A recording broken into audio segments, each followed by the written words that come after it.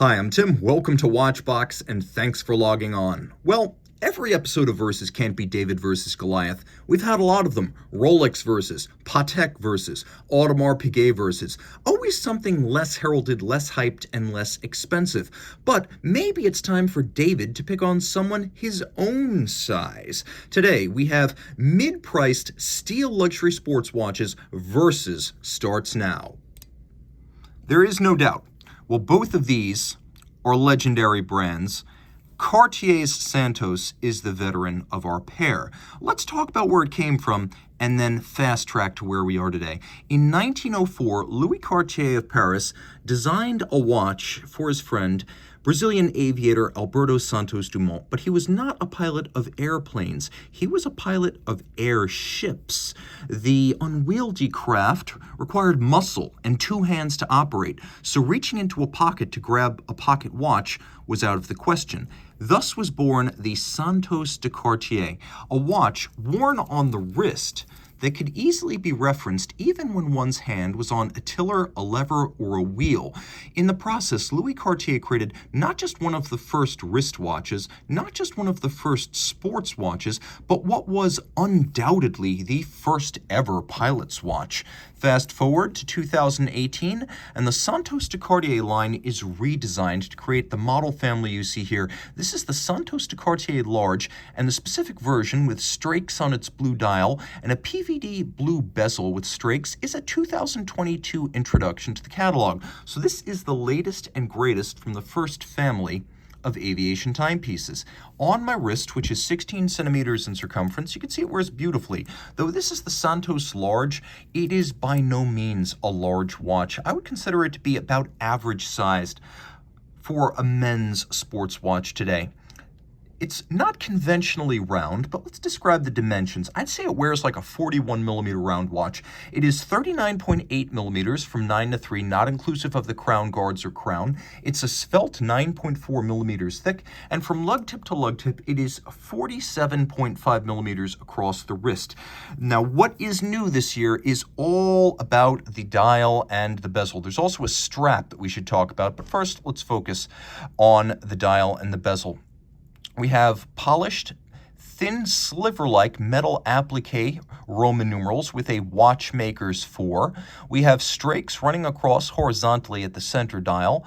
We have a blue metallic sunburst in the outer dial underneath the hour track. And then we have horizontal strakes across the bezel, which is PVD finished, and if you look carefully, you can see there's even a little bit of a differential finish to it, with the very flank being polished and then the top being satinated. The bolts are natural steel. They are functional bolts. They're actually used to fix the bezel to the case. The bracelet features skeuomorphic bolts. Those are not assembly bolts, but they are designed to reference the original. What makes this watch special, in addition to the color and the character and the history, is that it comes with an accessory rubber strap that includes the strakes, just like the bezel and the dial, and it includes a little simulated steel rivets, so you actually have those on the blue rubber strap, which beautifully continues the design of the dial into the bezel, into the strap for a seamless, fully integrated look. And yes, that secondary strap comes with a separate deployant clasp.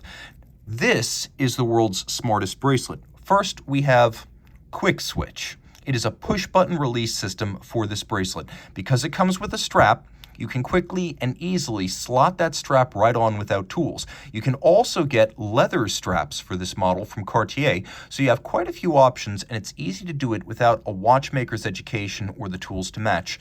Now, internally, you can see this is a brilliant bracelet. It uses the Smartlink system. You can see all these little retaining bars, and there are quite a few of them on each side of the bracelet. All of those are removable links, and you can size this bracelet without tools. The way it works, and you'll probably have more fingernail than I do, but you use your fingernail to press one of the release systems on the profile, and provided you have a little bit more fingernail than I do, it quickly and easily relinquishes the retaining bar that allows you to disconnect the bracelet and then remove 1 link, 2 link, 3 links, however many you need, and then reinsert the bar, snapping it into place and restoring the integrity of the bracelet so you can size it entirely without tools. And Cartier thought of everything here because you can't pull that little bar all the way out. It will always be retained. Knowing that customers will lose this piece, it does not separate from the link. So it is indeed a very, very smart link. Rolling over to the clasp, you can see that it's rugged, reliable, and thick gauge steel. It is a sequential close, twin trigger release, so you have security. It's not going to pop open accidentally. And it is a sequential close, so one side closes before the other, and then we have that Cartier logo.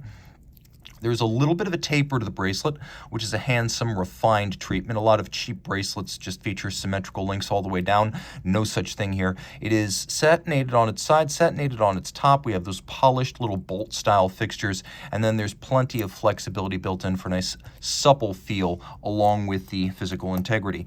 Taking a quick look at the dial, you can see that this is a loomed watch. We'll do a quick loom shot here, and then we'll do a comparative loom shot a little bit later. But you'll appreciate that it is loomed better than the 2019 Blue dial model. A lot of folks think this is that model with a different bezel. This is a fully loomed dial. Unlike the 2019 Blue, this one has both hands and indices. If you look carefully, you can appreciate that there's a lot of differential finishing going on. The bolts within the bezel are polished, the sides of the bezel are polished, the tops are vertically satinated. The case has a bevel that runs all the way down its side. We have little wraparound bevels on the end of the lugs. We have a crown that is all of polish with a cabochon style spindle. And then when we turn it over, you can see it's a nice sober satination.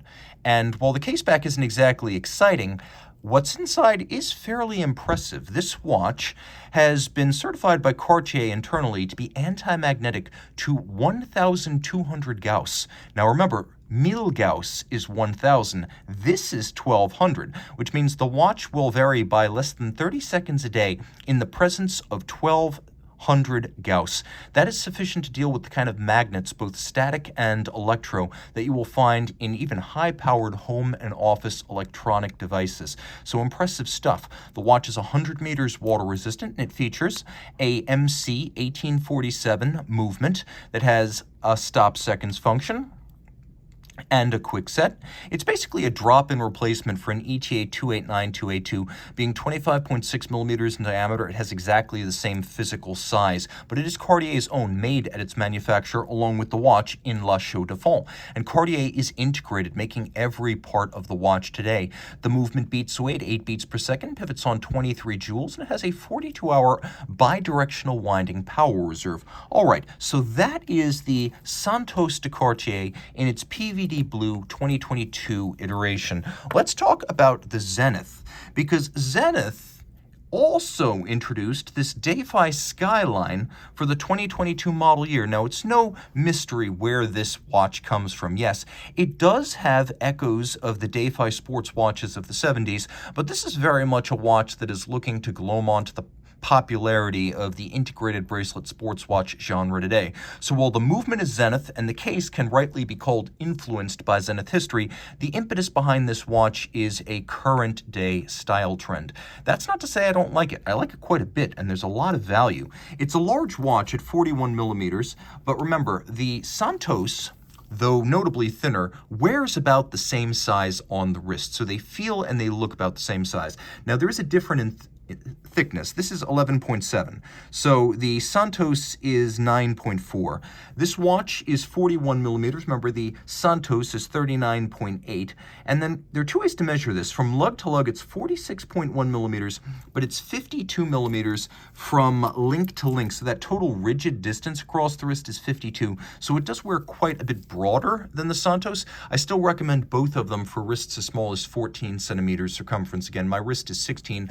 Both of them will fit underneath cuffs. Both of them are thinner than a Rolex Daytona. So if you're familiar with the Daytona, you know that's a pretty thin watch. They're both thinner than that. We'll do a quick crystal to crystal so you can get a sense of the difference in thickness between the two. You can see the Santos is meaningfully thinner. And now we'll do a loom shot side by side.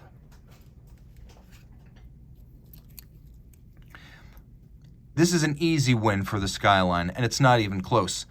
Bonus points. You can see the foudroyant, or the lightning seconds hand on the Zenith, is also luminescent. All right, back to the light.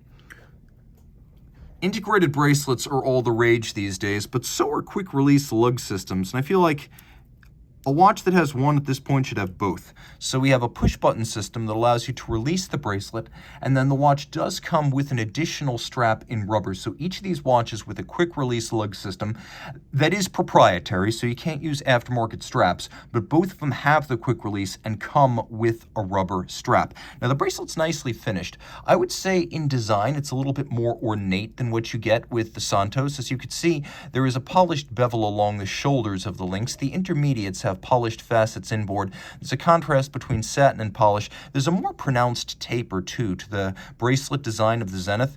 And here we have what would ordinarily be a luxury level set of removable links fixed by screws, but in the era of Smartlink, where I can size a bracelet without even screwdrivers, I'm not quite sure that screw-fixed removable links hold the aura that they once did. Compared to pin sleeves, this is great. Patek Philippe should take note and do what Zenith does. But in a world where I can size the Santos bracelet with a fingernail, this feels just a step behind. That said, the clasp is comparable. It is also of thick gauge steel, and though machine finished, it has the handsome contrast between internal engine turning and satination, twin trigger release, just like the Santos, and unlike the Santos, it is not a sequential close, so either side of that clasp will close quite easily just by snapping it together. We'll go back to the case back in a moment. Now, of course, the case design does draw from the Zenith Defy sports watches of the 1970s. We have a dodecagon, or a 12-sided bezel. You could see faceting, two different polished facets. We have the outer vertical sections, and then there is the polished rounded intermediate section between the outer and the inner face, the bezel. We have a vertical satination. We also have satination across the lug hoods of the case and satination along the flanks.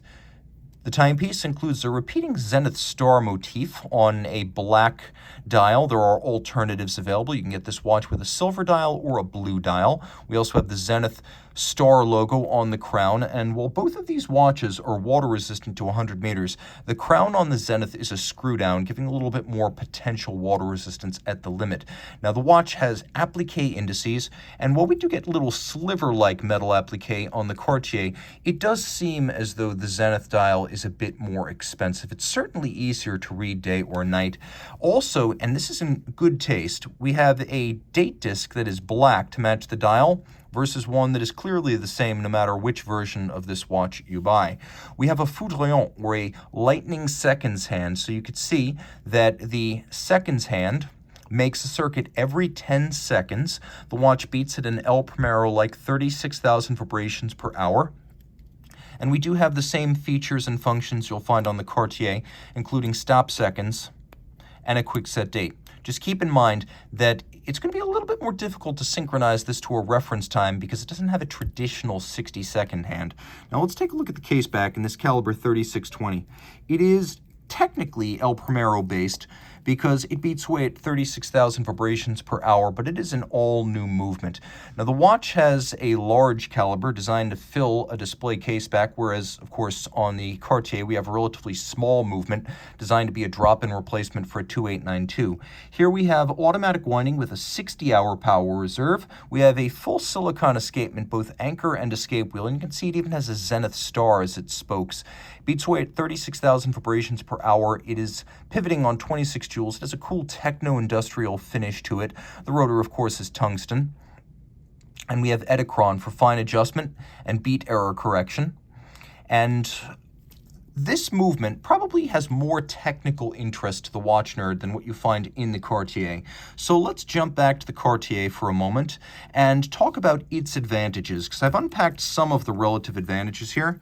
I may as well show you how Smartlink and Quick Switch go back together, and they're quite easy. After all, we have smart links and a quick switch. It would be unseemly for either to perform otherwise. Now, it does help to have fingernails when operating the Smartlink system. Spoiler alert, my fingernails are awful, but you push that little pin back in, and the easiest way to do that, just drive it in, snap it into place. Just like that, the bracelet's back in one piece. Cartier. Okay, this is the superior bracelet by far. Not only does it have the same physical feel of integrity as you'll find on the Zenith, but the Smartlink system is brilliant. It makes every previous system of removing links obsolete. I hardly have any fingernails, and I was able to use it to resize the bracelet in a few seconds. So superior bracelet. Cool aviation history. This watch has some history dating back to the 70s. Unfortunately, the history feels less like that of the original Zenith Defy line and more like that of other brands like Girard-Perregaux, Rolex, Audemars Piguet, Patek Philippe, Vacheron, and IWC that marketed this style of integrated bracelet sports watch in the 70s. Of course, this is the pilot's watch, one of the first sports watches ever and one of the original wristwatches. No one can accuse this watch of following trends, with the possible exception of the Au Courant blue dial and bezel. It also has serious anti-magnetic qualities. 1200 Gauss is a serious amount of hardening for this watch, and it's something the Zenith cannot match. Not with the Zenith using a conventional ferrous hairspring. This watch has a lot of resilience. I'm also going to shout out the many dial and case variations. You don't have too many. There are 3 dials with this watch. This gives you all sorts of different dial colors, all sorts of different dial layouts, skeletons. You can get black with lume. You can get PVD, bracelet straps. Everything's on the table. So if you like this watch, you've got more options to tailor it. This is a watch that has a lower price, new or used. New, this costs $7,450. Pre-owned, it's going to be about $6,900 to $7,100. If you want to buy this watch new, it's $8,400. Pre-owned, it's going to be about $7,200 to $7,500. So even used, this watch is going to cost more than this watch new. Also important, this is a watch that has snob brand appeal. Cartier doesn't have the waiting lists of Audemars, Patek, or Rolex, but it does have the name recognition. And if you want a watch that says something about your station in life, that's not for me, but it's a legitimate reason to buy a luxury watch. This watch has that in spades. Also important, 8-year warranty. This watch comes with 2. You can register it and get 3 more, but that's still just 5. With an 8-year warranty, advantage Cartier. Also, so much thinner and with a better wrist fit, especially as it's narrower across the wrist, even with the bracelet on. This is the one to where if you've got a smaller wrist or a taste for more elegant and handsomely proportioned timepieces. Okay, advantages, Zenith. By the way, very easy to restore the bracelet on the Zenith. Well, the Zenith has a more animated dial. I love the fact that they use that foudroyant. It's exciting, it's fun, it's a little bit frivolous, but then again, so is a luxury watch. It's in keeping with the spirit. It has a self-awareness that maybe some other watches that take themselves too seriously actually lack. Also, display case back, big advantage. Zenith is a watch nerd brand, and this is a watch nerd movement that you can see and appreciate.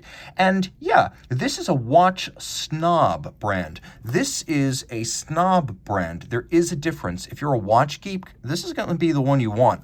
And the people who comment on this are probably going to be other watch geeks you want to know. Power reserve, 60 hours here, 42 hours here, no contest. I would also say that technical interest in general, the silicon escapement, the history of the El Primero, the high beat rate, the foudroyant, the extra power reserve, all of that makes this watch technically more interesting from a watchmaking standpoint. Lume, you saw it before. This watch has more lume and better lume than the Cartier. So while they're both visible in the dark, advantage. Also, I'm going to mention that dial color date disc. There are 3 different dials, and when you get the silver, the black, and the blue with this watch, you get a date disc to match. There's a silver dial version of this watch and a blue dial version of this watch, and Cartier clearly felt that for the price, they could do with the same silver date disc, and that is a shortcoming, in my opinion. That said, if I were to choose one of these for myself, I would pick the Cartier. I like the superior fit. I love the color and the charm of it. I love the real non-astroturfed history. I love the brilliant bracelet. I like the price advantage, the magnetic resistance. I like the way it looks on my wrist. Everything about this watch captivates me. And while I think that this one's maybe a little bit more exciting to look at in the moment, over time, I think I'd get sick of the foudroyant. And it's a bigger, bulkier, less graceful watch. The Cartier has elegance in spades. Guys, let me know. Price is not going to be an object here, so which of these would you rather have on your wrist and in your collection?